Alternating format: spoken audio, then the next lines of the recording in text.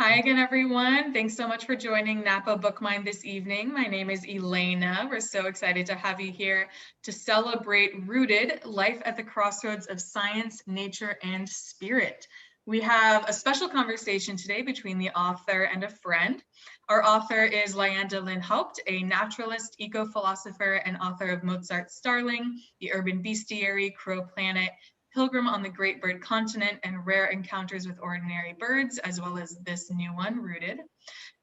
She is a two-time winner of the Washington State Book Award and the Sigurd F. Olson Nature Writing Award, and she lives in Seattle, where I gather it's a little warm right now, with her husband and daughter.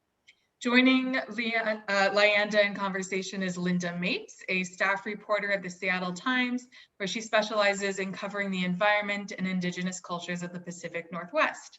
She is the author of 6 books, including Orca, Shared Waters, Shared Home, published June 1st, 2021 by Braided River and the Seattle Times. An associate of the Harvard Forest, she was a Knight Fellow in Science Journalism in 2013 to 2014, and Bullard Fellow in Forest Research at Harvard University's Harvard Forest in 2014 to 2015. She is a 2-time winner of the International Kavli Gold Award in Science Journalism from the American Association for the Advancement of Science, and she also lives in Seattle. So I'm going to go ahead and mute myself and let Lyanda and Lynda take it away. Remember, if you have any questions at any time, just pop them in the chat and we'll ask them when we get to that portion. Thanks so much and enjoy. Yeah. So it's a joy to be here tonight with my friend Lyanda. Lyanda has written a stack of books. It's really fun to listen to Elena read them off one after another because I don't know when and how you did it. I mean, you see them stacked on a table. It's quite a pile. But I spent the weekend reading Rooted. And this book is very different from any of her prior books. And I have to say, of all your books, as much as I love your other books, this one is my absolute favorite. Oh, thank you. I think it is absolutely essential reading at this time. And we're going to get into it a little bit more tonight about why I think that's so. It's not only that it's essential, I think it's also the kind of book that stays with you. You know, after you read it, you want to go back and look at it again and again and again. So I've had it on my bedside table, and I know I'm going to keep it there for a while. I think the thing I love about this book is that we're living at a time that can feel very overwhelming. And Lyanda just meets that head on in a very, I think, brave and personal way. She's really given us, I wouldn't call it a roadmap because that's too simple, but it really is a prescription for troubled times. It's a way to live joyfully and with purpose in a world in which that sometimes honestly can feel a little bit impossible, right? Right. And I think that, for all of us who want to make a difference in this world and have sometimes ask ourselves, why? Why do I bother? It's impossible. This book answers that question. Why you feel that voice inside you that calls you to whatever you're called to, whether it's direct action in the streets or it's, helping out even just one person in a time of difficulty or moral confusion, whatever your helping is, this book will encourage you in your path. I know it did me. I mean, I often ask myself, why do I do this? I know you do. You call me sometimes and ask me that. It's like there are only 75 orca whales left. Who do I think is going to make a difference? But honestly, Lyanda tackles that. And she talks about hope in a way that I've never heard anyone else talk about it, in that, hope can seem like kind of a little pretty soap bubble of an emotion, but that's not how Lyanda sees it. She sees it as a much more sophisticated proposition of responsibility for the future. That to feel hope is to feel responsibility for the future. And so that, without further ado, I want to turn it over to Lyanda. I know she wants to read a little bit for us just to kind of get us into it, and because I know what she's going to read about, I know it's the perfect way to start our conversation tonight. So let's hear from Lyanda. All right. Thank you, Lynda. Thank you, Elena. Thank you, Napa Book Find, for having us. And I just want to do a shout out to that bookstore, to Napa Book Find, and our beautiful, proud, independent bookstores. But tonight, especially Napa, for buying books. Send all your goodwill toward them. I think in this time of I think in this time of isolation, we have learned more than ever what a central community, very kind of wilderness-like gathering place independent bookstores have become. So in a time when we have an algorithm serving us up books online, instead you go to Napa Bookbind and you have a human being handing you a beautiful book. So thank you. Thank you for that gorgeous introduction. I should note, if you can't tell, Lynda and I did not just meet. We are colleagues in that we are both writers, but we are dear friends as well. And I can't even think of how long we've been friends. Well, and we're only separated in name by one letter. So Right. everyone always gets it mixed up, which I kind of like, actually. I like it too. I've accidentally, when I've tried to email myself something, you know how your email just puts up the first, you know, you type a couple letters in and it puts up the whole thing. And I've sent you some things that I had to email her right away and say, don't even read that, destroy. But as far as your introduction goes, thank you. You know, I really love how you get the book. And what I do try to offer, because, you know, yes, in this time of overwhelm, all of us are asking, what do we do? What do we do? How do I live? How do I live? And the problem for me or anyone trying to write about it is that there's no answer. There's no one answer that fits all people, because as Lynda was saying, all of our gifts, all of our offerings are completely unique to ourselves and also to time and place. So what I wanted to offer in this book was a series of way markers, things that we could use as tethers, sort of questions that we could wander together, that might guide us. So I'm going to read a little bit from the beginning. The chapter is called Listen, the Wild Summons of the Wolf Path. And at the perfect moment to give a shout out to Helen Nicholson, the artist in the UK, who I worked with on this book. She also did this gorgeous cover art. And I think her work wanders kind of like enchanted beings through the book. Whenever I pick it up, I feel as if there are leaves or feathers about to fall out of it. And then I look and go, oh no, it's just Helen's beautiful art. It's part of the book. I love the drawings. Yeah, I love how she managed to capture sort of enchantment and wisdom and gravitas and not go into, you know, cute.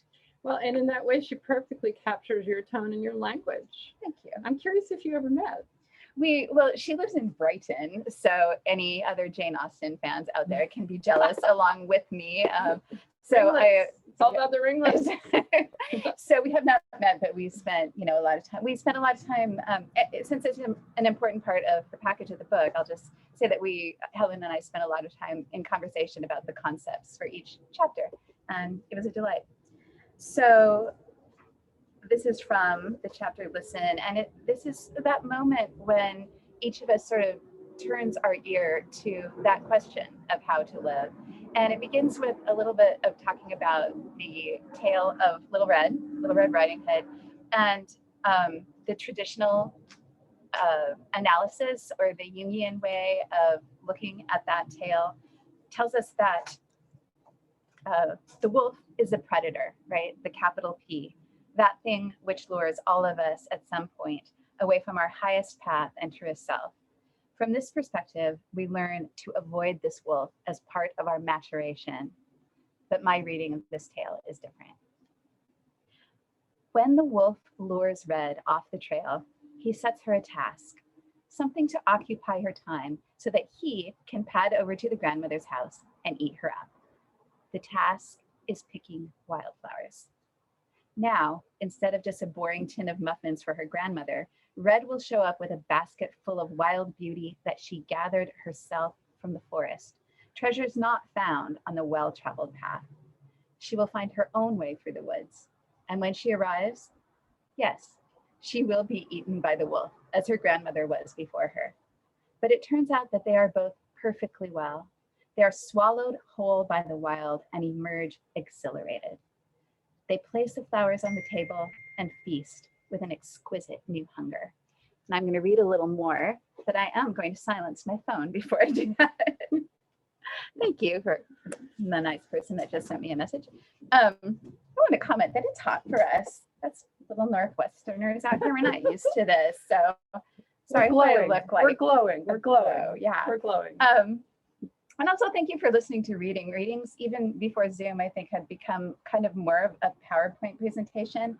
And I always love to hear authors read their work, and I love to be read to. So I'm glad we're doing another minute of that tonight. Yeah. So they are feasting with an exquisite new hunger.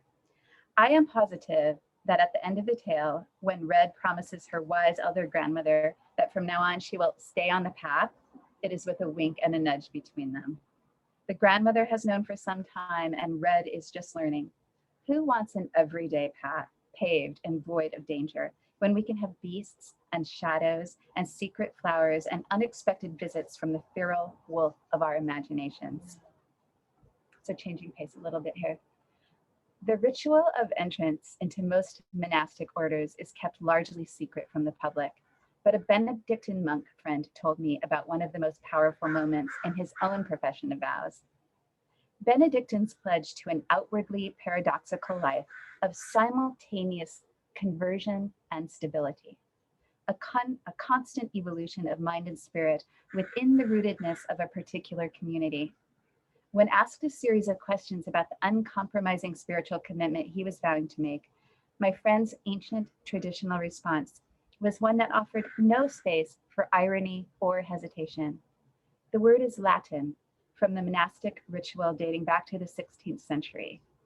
Ad sum, I am here. The ad sum of monastic profession is not the be here now of mindfulness practice. In this context, it indicates a radical openness to an entire life of psychological wilderness, when a few comforts and constant uncertainty, the life in a form we all live.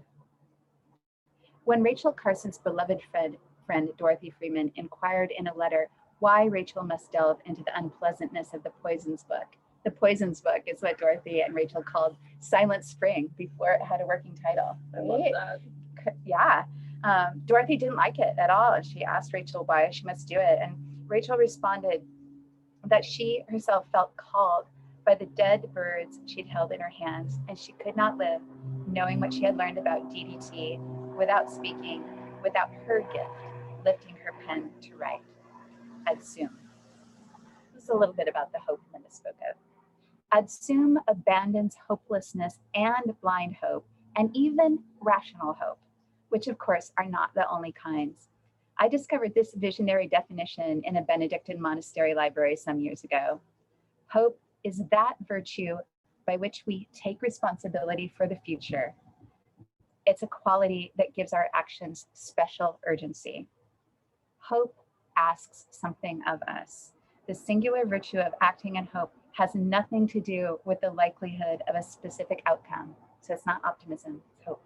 It has simply to do in this moment with participation in the renewal of the earth, however that will manifest.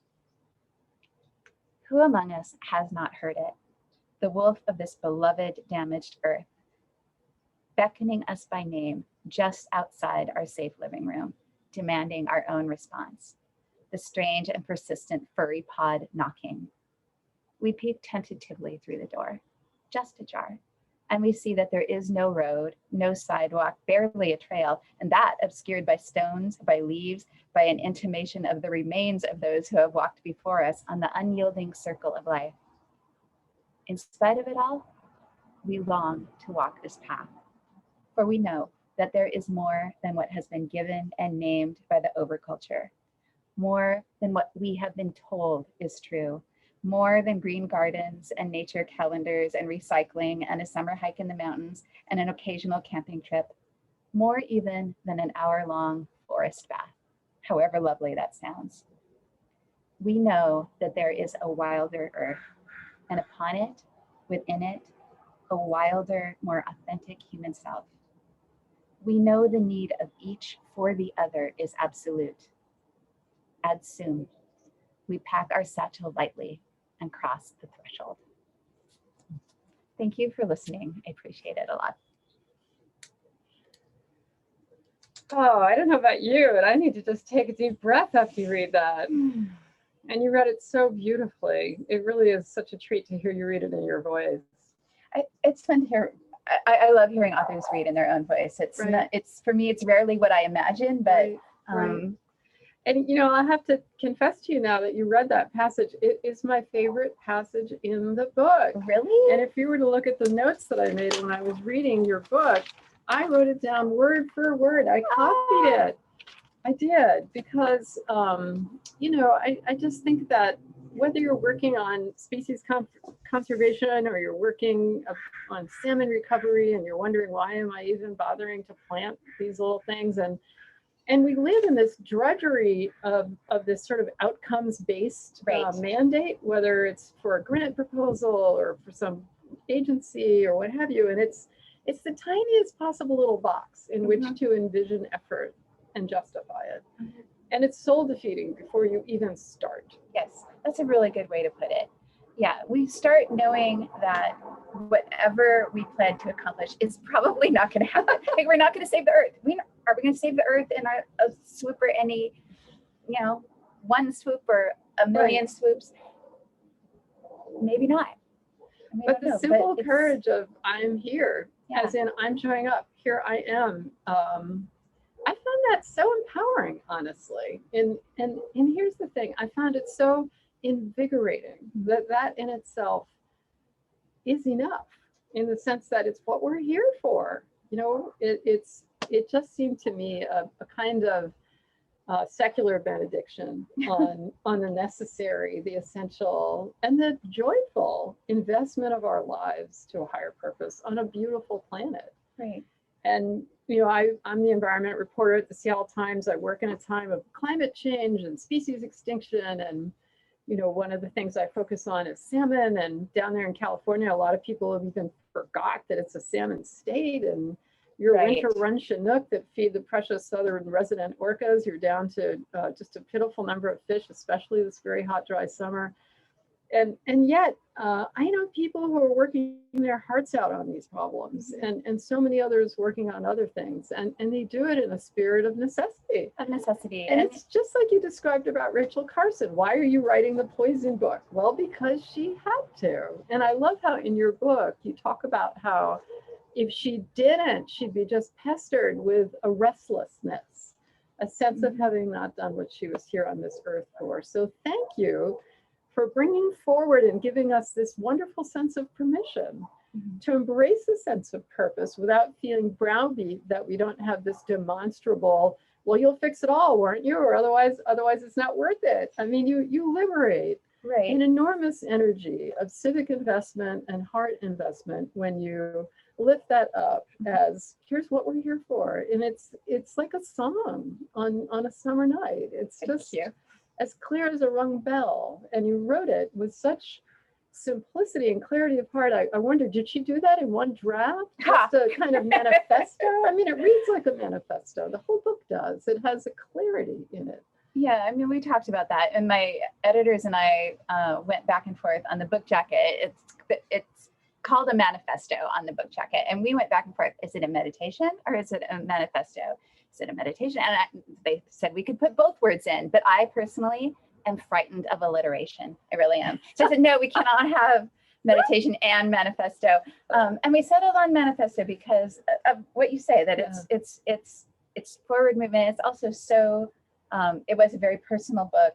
It did sort of come out in many, many drafts, but also a sense of the torrential in a way. And I just want to mention, since Lynda mentioned the orca and the salmon that are intertwined, this is her beautiful new book that came out just 2 weeks ago. June 1st. Orca Shared Waters, Shared Home, and it's absolutely beautiful. And I was sitting, speaking of inspiration to act, this wasn't the southern residents, for the population that is so dwindling in numbers. But the other night, 2 nights ago, Lynda refers to our places. What do you call the orca? Did you call them our downtown orcas? I do. Or backyard orcas? Yeah. So we went down to the beach close to where I live the other night at Lincoln Park. And someone, when orcas are near, a whisper comes up, and they were transients, but there was one just big male dorsal fin, and then a little tiny orca person, and then a few others, and it seemed like they were booking it south, but then they came back and they lulled about. This was Tuesday night, if you heard about it. So it was just so beautiful to sit there and kind of go, wow, this is where we live. But this, no matter how far into the interior of this land you are, you're still connected. We are all still connected to those beings in our lives, in the way we live our lives. So it's sort of wandered away from your. I want to bring up some other things about Lyanda's book that I think are very special and to me were different. You know, I was taken by surprise when I read your book because you're actually kind of a private person, and when you write your books, you tend to hold them close, and yet when I read your book, each chapter ends with a simple declarative sentence, and you can really think of this book as kind of a forest walk through these practices that Lyanda brings forward as a way to be in this world, and but without a touch of New Age woo-woo-ness. This is actually a very, very muscular book. It's imbued with an activist stance in the world, but yet comes from a meditative, considered place. And so it's this very interesting braiding of observation and yes, rootedness. But at the end of each one of these chapters, she says something very simple, just a few words. It's as if she's at the end of what she was playing on the piano and she strikes one chord and lets it reverberate and then stands up from the piano. And these are things like speak in truth, contribute your verse. I particularly loved that one. Step into the fruitful darkness. That's a very interesting chapter. You know, they're all a little bit different, and they each are the distillations of these meditations and manifestos on different themes. Listen for the wild summons. Yeah, that's what I was just looking. What was the one from that chapter? Yeah. Go barefoot. That's a tough one for me, I gotta say. Walk a new way. And I want to kind of tease and entice here as I state these, because each one of these chapters gently leads to this chord for you to think about in your own life. And it's I just found it, the whole tone of the book is very invitational. It's an invitation to a stance in the world, and it didn't have a hint of didacticism or I got it all figured out. Quite the opposite. It was more like you're sharing from your own struggles and confusion and desire to be rooted in this world that we confront and find and feel purpose in saying to yourself and to the world, I'm here. Let's do what we can, each of us, and it in itself is what we're here to do. So, you know, I just thought that was very beautiful, and I wanted to ask you to talk, because I know this because I'm your friend. Talk a little bit about the title. You know, it's a powerful word, rooted, and in many ways it's a bit of a surprise, because what are we all feeling at this time after coming through pandemic and the cataclysmic education of the last summer across the world in the United States, confronting our systemic racism, and here you come with a book called Rooted. Right. And I'm thinking, are you kidding me? I'm still not rooted. How could I be rooted? And that's, and I'd love to hear you talk about the title. Yeah, happily. And you know, one thing about this book is that in some ways it came out at a terrible moment, because Lynda and I would rather be with you, you know, and we would normally be with you. Yes. I love my fountain pen with which I like to sign your books with my favorite ink, which is the color of mushrooms. It's I got it right here. It's really pretty. And so, okay, we're not. There it is. See the signature, light brown mushroom. Oh, you got one of fountain the pen. Elliott Bay ones. Yeah. But somehow still it managed to come out, even though it's an uncertain time and we're not able to be together in person. And that is it's a sorrow, to be honest. Bringing out a book, one of the beautiful things about it is sharing it with you. On the other hand, there's a sense in which it came out at a perfect moment in ways that I could not have predicted, because the pandemic, when I began writing this book, I was talking to my editor about it, and I said, you know, we are at this time of crisis, intense crisis, eco-political crisis, and people are feeling uprooted. Didn't have the title yet.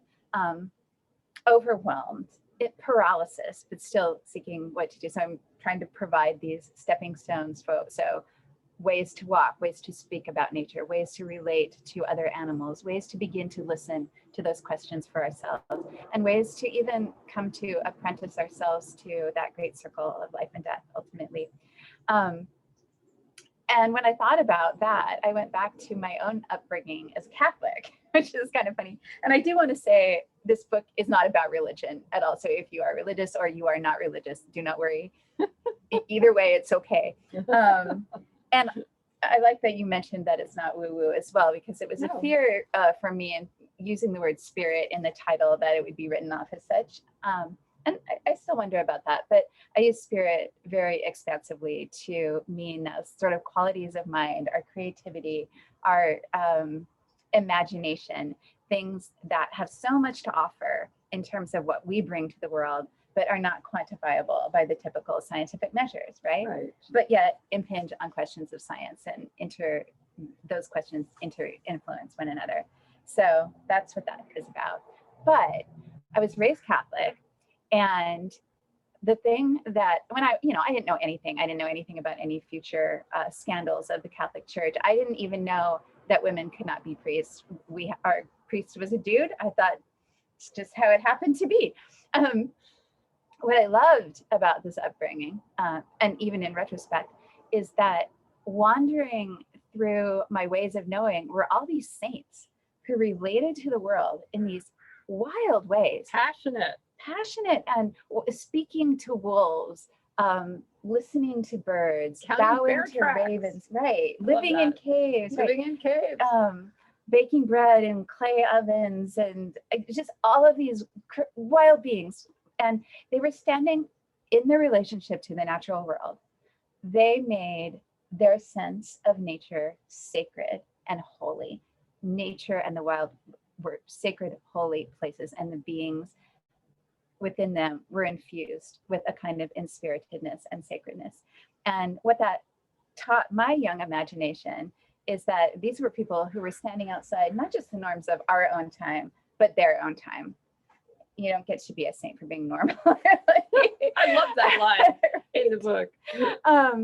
And so from a young age, I was invited to think about the natural world, with thinking that we can relate to the sacred wild in ways that we have yet to imagine. We can reimagine that relationship for our culture, but also for ourselves as individuals.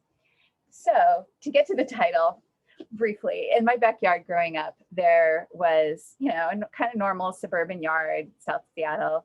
And then there was a vacant lot and a canyon, forested canyon that led down to a little creek.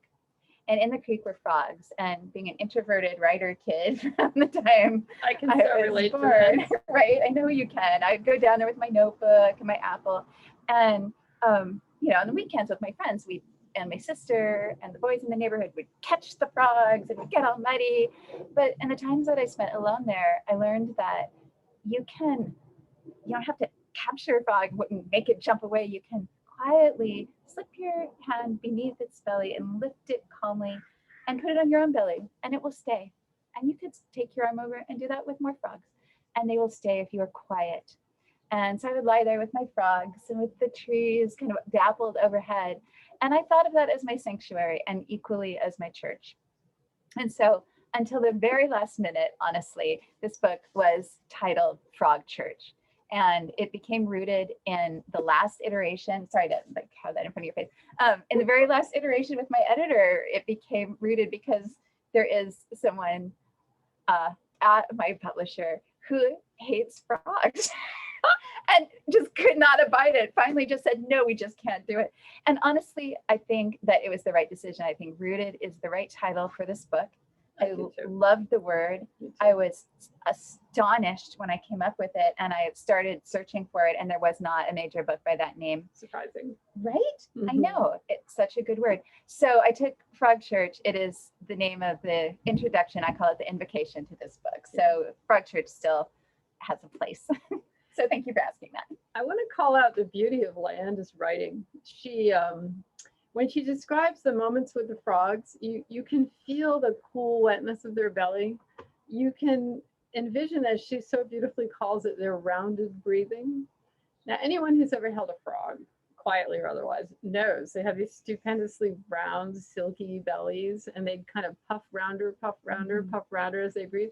That's the kind of just tiny little witness that makes the sentences the kinds of sentences you read over and over again, because they're so beautiful. You just want to envision that word picture that she's created for you. You want to feel the coolness of the frog skin, and so the writing in this book is very, very beautiful, and it comes from a kind of real gift for observation of nature. And you know, a lot of these words that people use, sacred or beautiful or whatever, tends to be rather overused to the point that they don't really have meaning anymore. But Lyanda's language comes from that place of a deep stillness and a kind of appreciation for these beings, that the boundary between us and them, it just melts away. She's part of the environment that she's in that moment, and she puts you, the reader, in that moment too. And so it's a book where you will find yourself transported,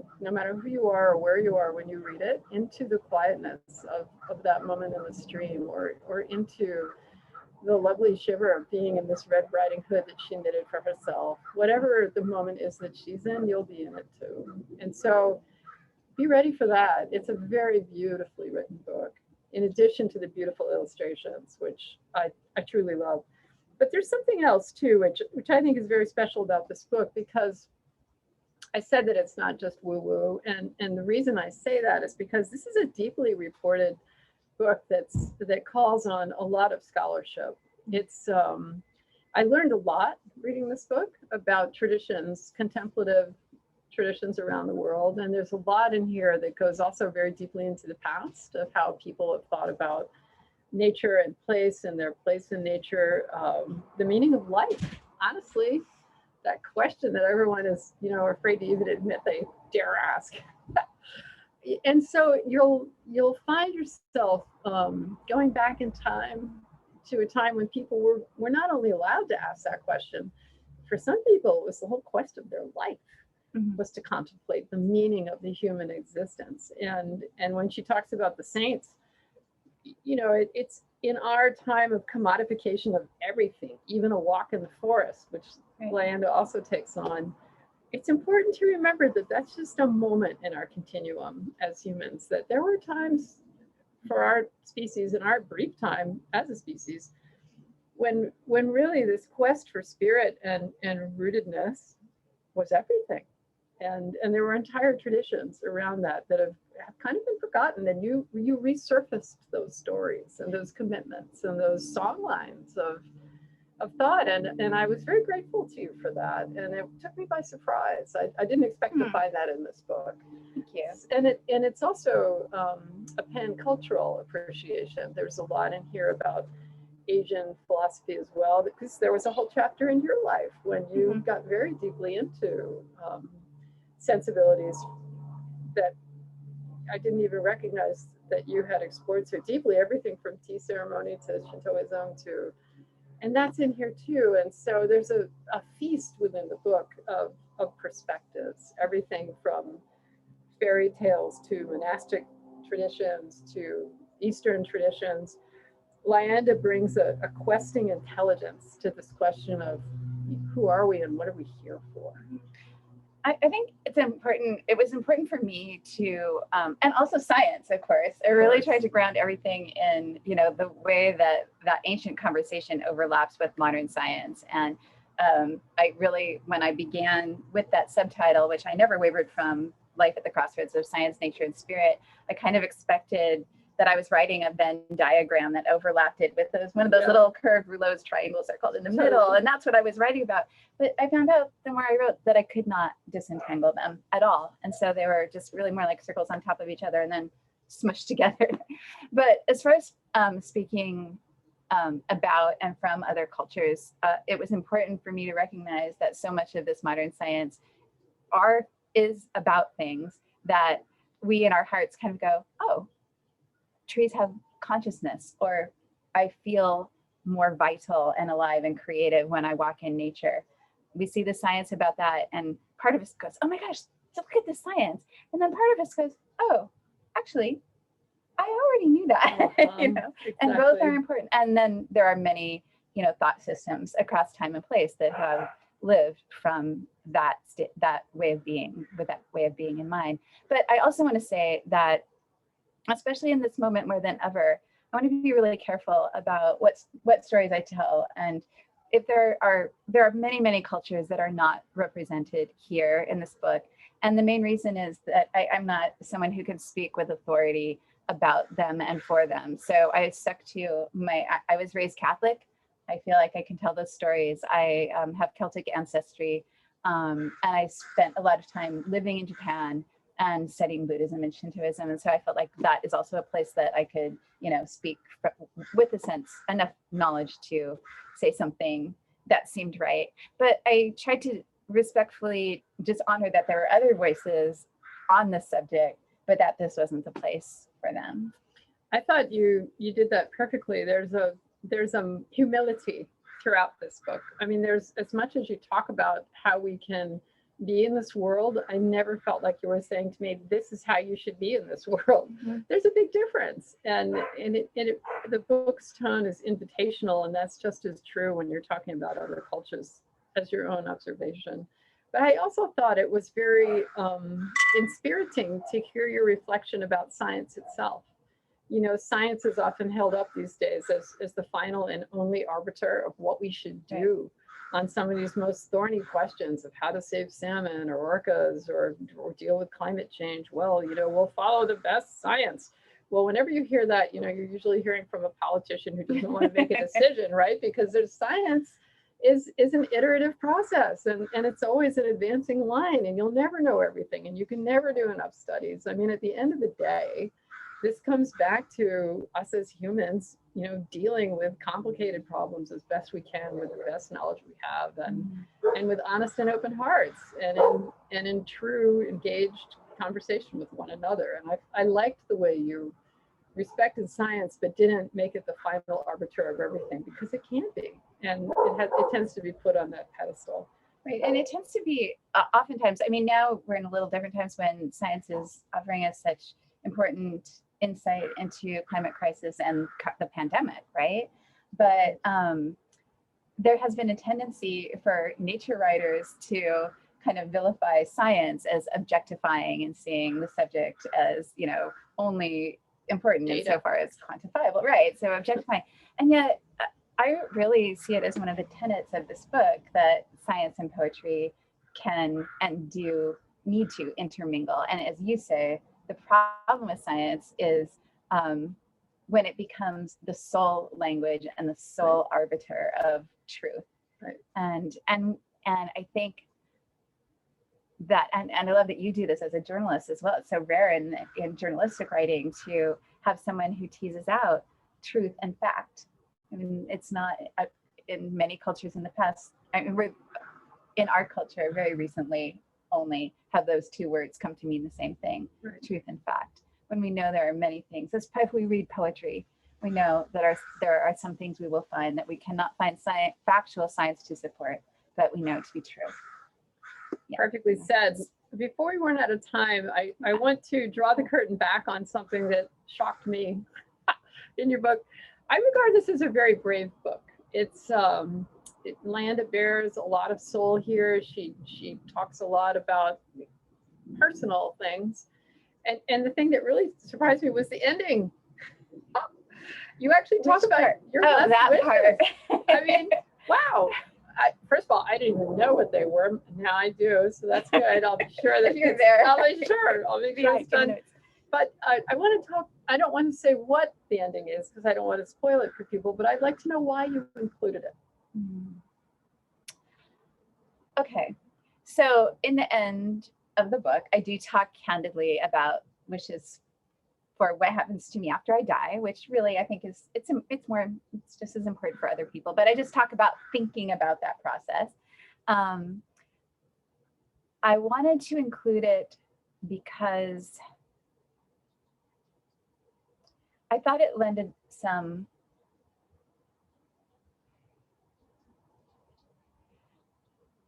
I don't know, I'm trying to think of what. if we enter into these questions without recognizing that we are in a spiral of life in which our own life is temporary in this form, then we are not going to be able to approach any of these questions about how to live in this time of ecological crisis with enough depth and gravitas and heart. And so for me, it was important to say, look, we can talk about, how we walk upon the earth and how we use language and relate to other beings. But ultimately, as I said at the beginning, we are apprenticing ourselves to this great question of how to be in the spiral of life in all of the moments of that cycle that include germination and flowering as much as they include decline, death, decomposition. And around again. Rachel Carson spoke very eloquently about this. Her friend Dorothy was distressed. Rachel was dying of cancer, and the friends did not ever speak about matters of belief or faith, or they did. It was in a very strained way. And Dorothy came up with this vision when Rachel was near death, and she wrote to her and she said, darling, I received knowledge, that whoever dies first, that one of us will go on living in some way, in some form of consciousness. And Rachel wrote back to her so gently, and she said, darling, back again. How lovely.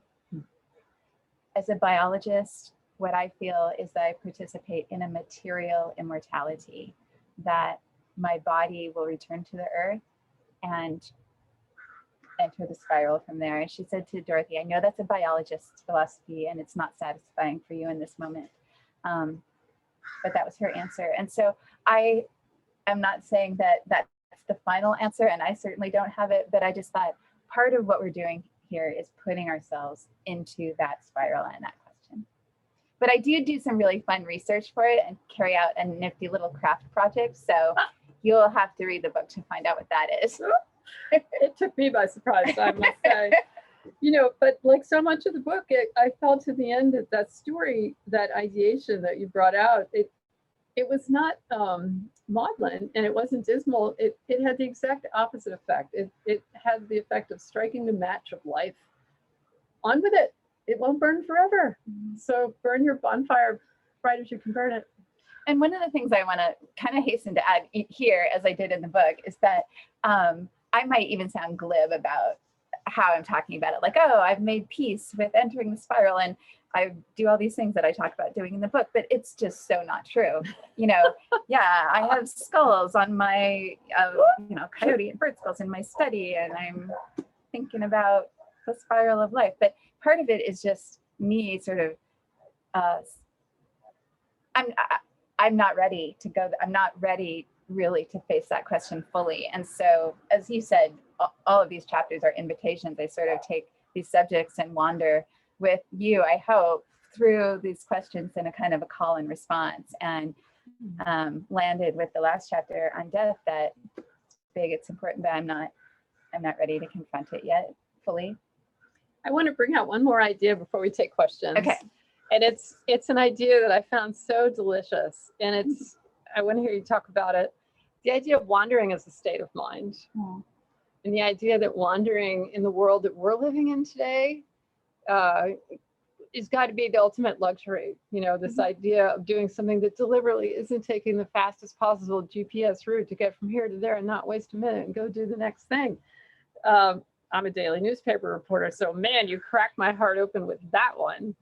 But this invitation to a state of mind that can then lead to a practice of wandering. Tell me what you mean by wandering. Right. And so often we set out into the world, even if it's to observe birds or to become more fit or to just, enjoy the coolness of the day. So often we have a planned route, and or both. We also sort of commodify that, like, I walked got my 20 minutes in, got my 10,000 steps in, count it, check it off.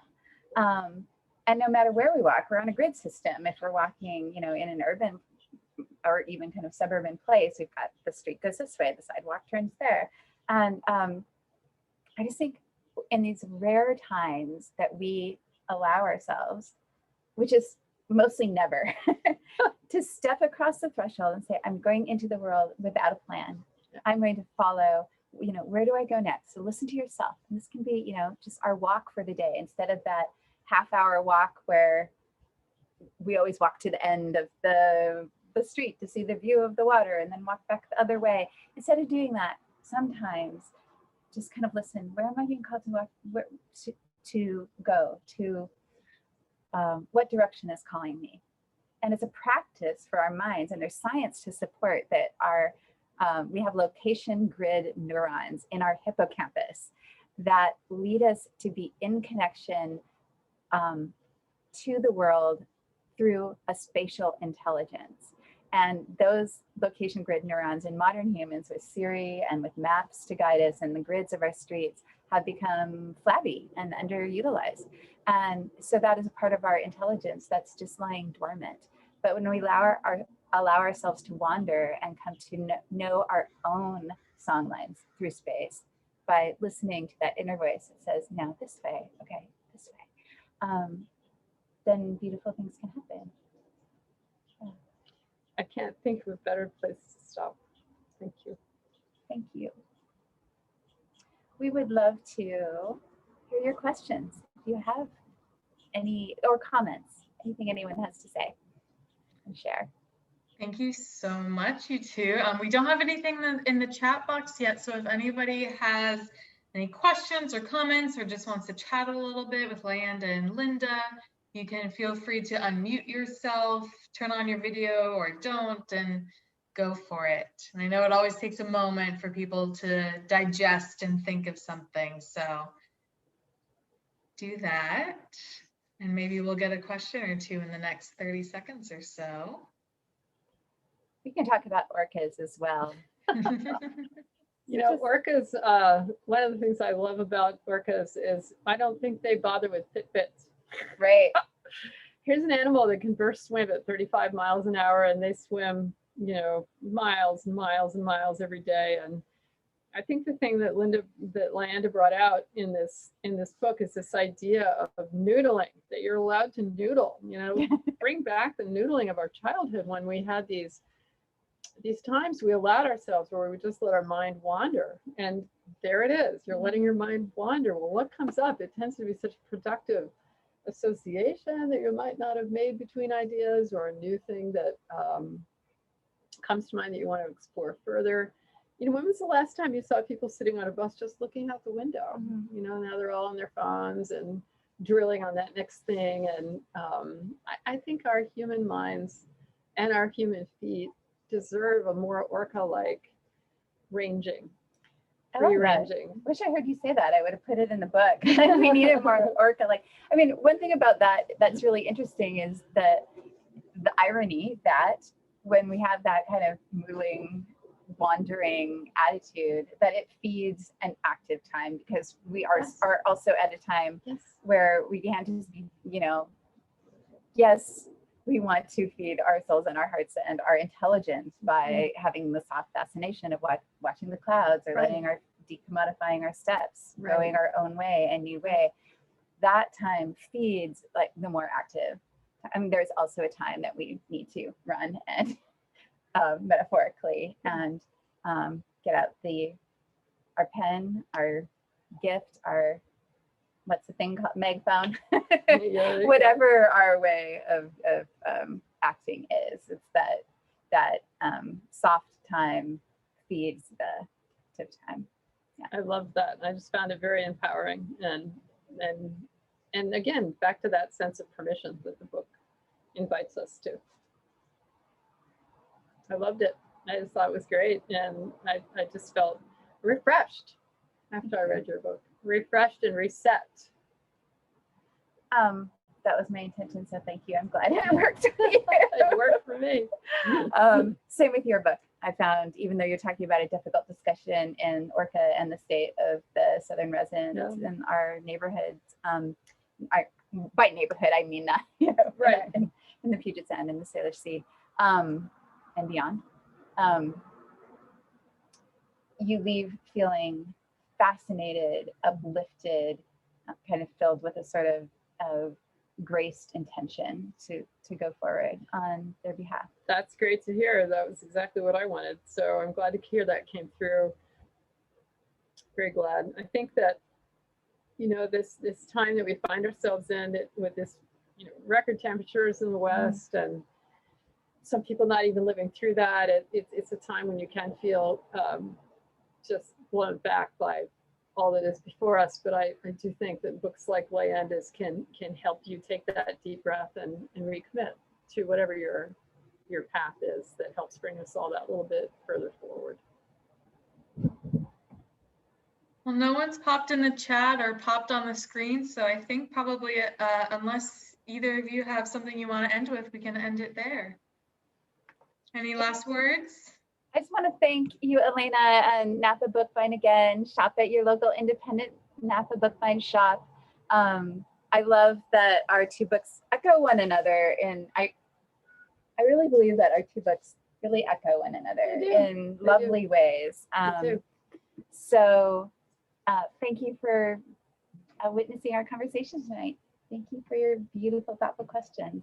And Elena, thank you for your competent management of the evening.